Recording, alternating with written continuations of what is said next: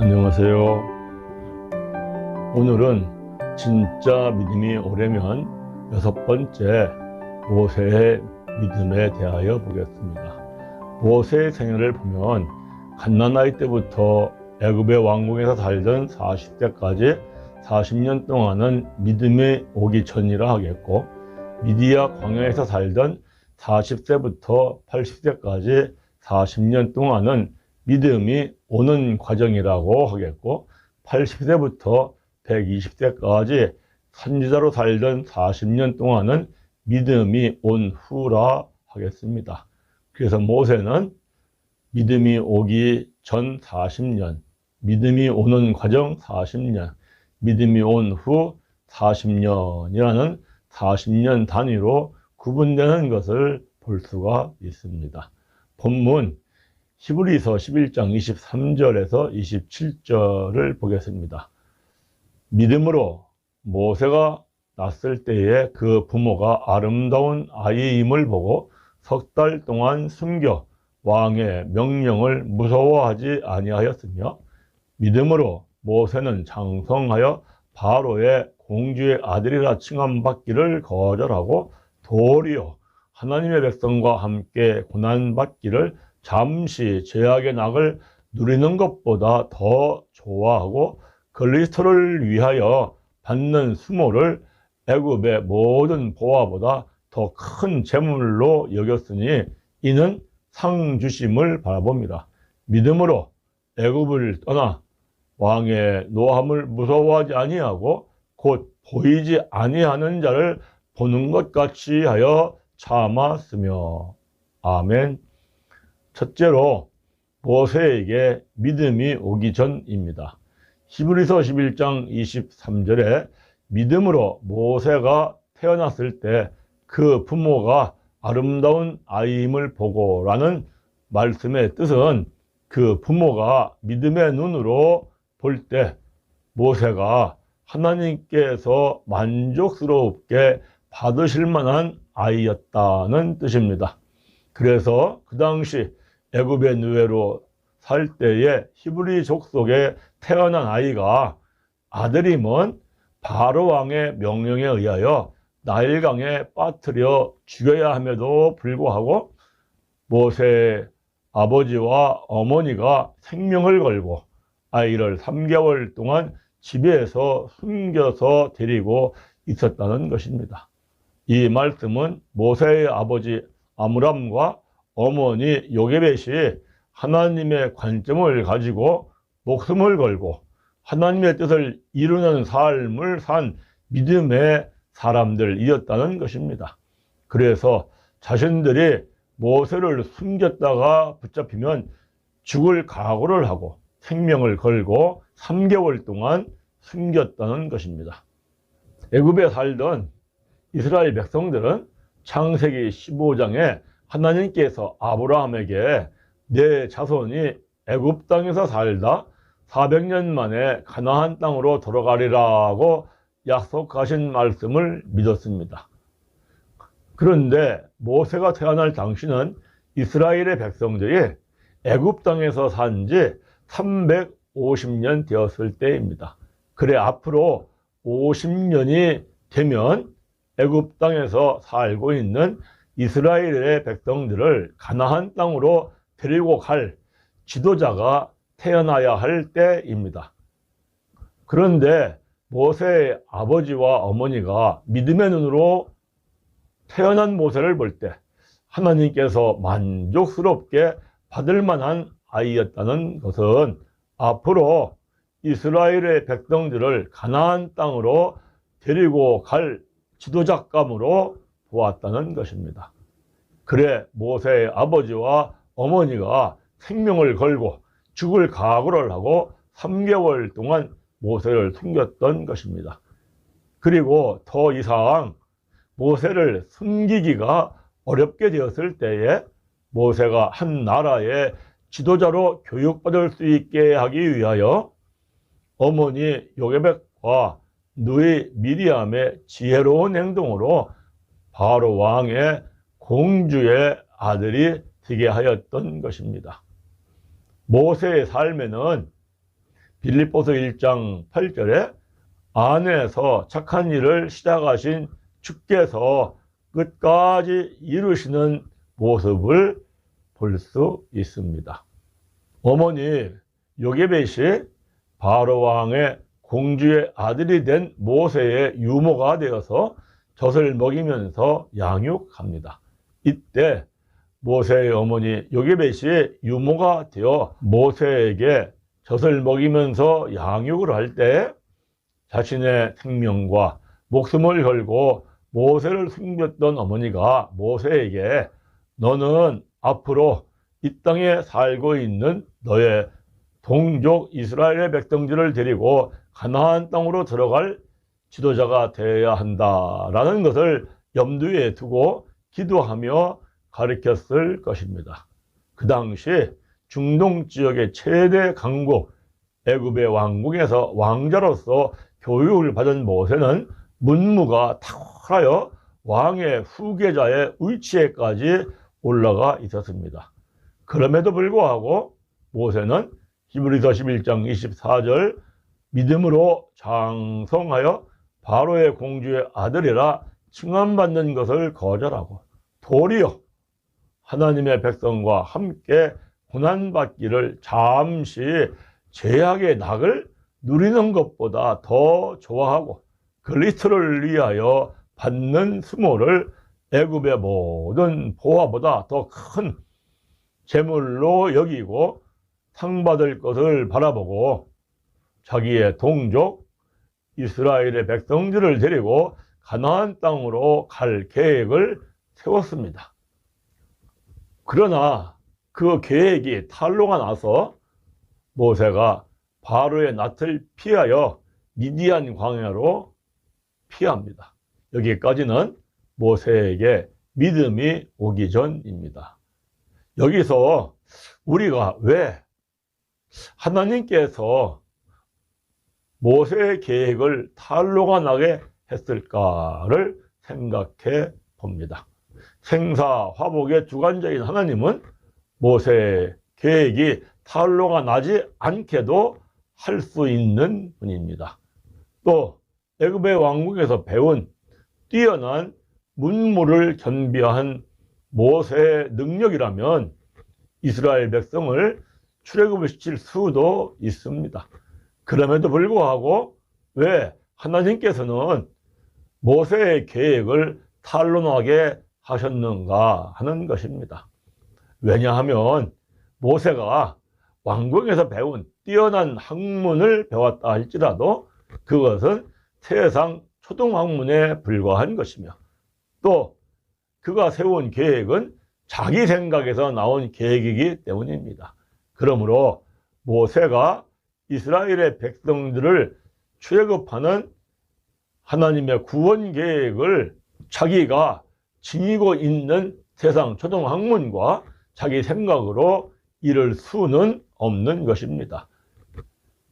왜냐하면 세상의 초등학문과 자기의 생각은 마귀에서 나온 것이기 때문입니다.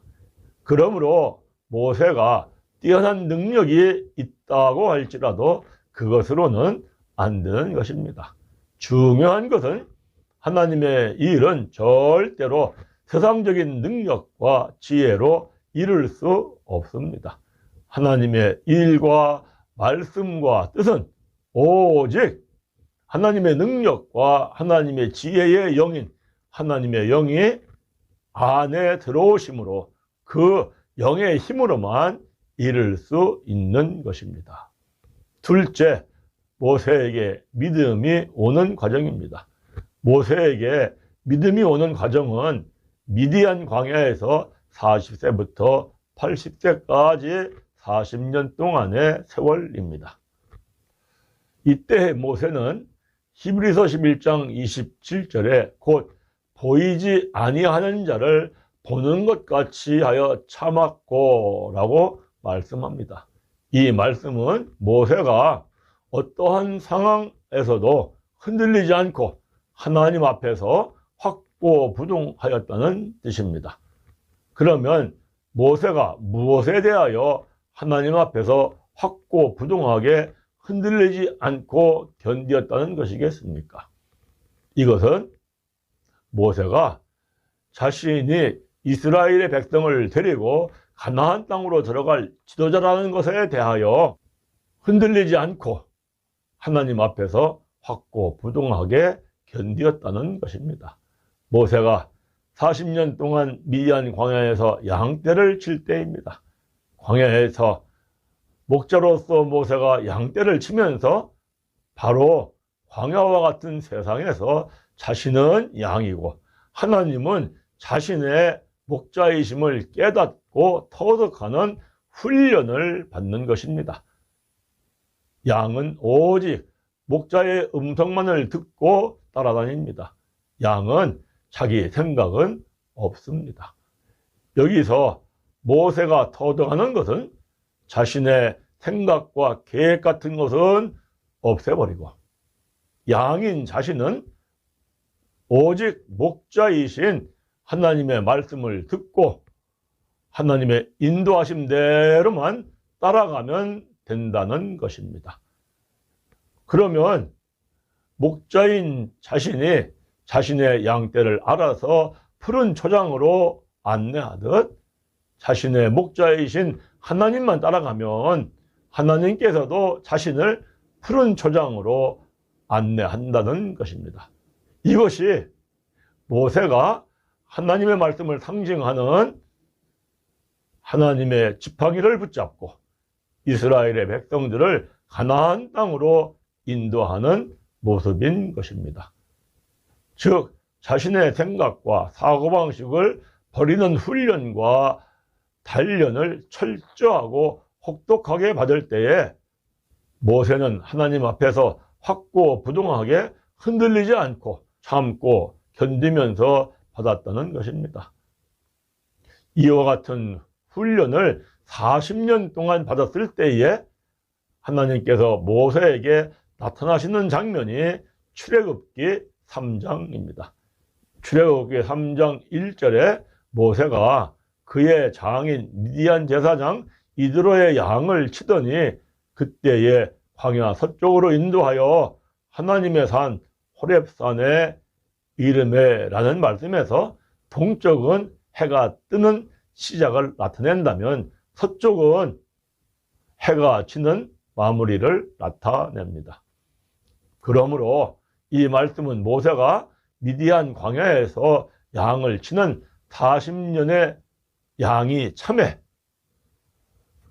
즉 모세가 훈련과 연단을 받는 마무리하는 시점이 되매 호렙산에서 하나님께서 모세에게 나타나셨다는 것입니다. 2절에 여호와의 사자가 떨기나무 가운데로부터 나오는 불꽃 안에서 그에게 나타나시니라. 그가 보니 떨기나무에 불이 붙었으나 그 떨기나무가 사라지지 아니하는지라 하는 말씀은 나이 80세의 모세는 겉으로 볼 때에는 떨기나무와 같이 별 볼 일 없는 가치 없는 존재라는 것입니다. 그럼에도 불구하고 하나님 앞에서 자신이 출애굽의 지도자임에 대하여 확고부동하게 흔들리지 않고 미디안 광야에서 훈련과 혹독한 연단을 참고 견디면서 받아온 모세 안에 때가 참에 성령의 불이 임하여 사라지지 않고 함께하고 계시다는 것입니다. 4절에 여호와께서 그가 보려고 돌이켜 오는 것을 보신지라. 하나님께서 떨기나무 가운데에서 그를 불러 이르시되 모세야 모세야 하시매 그가 이르되 내가 여기 있나이다.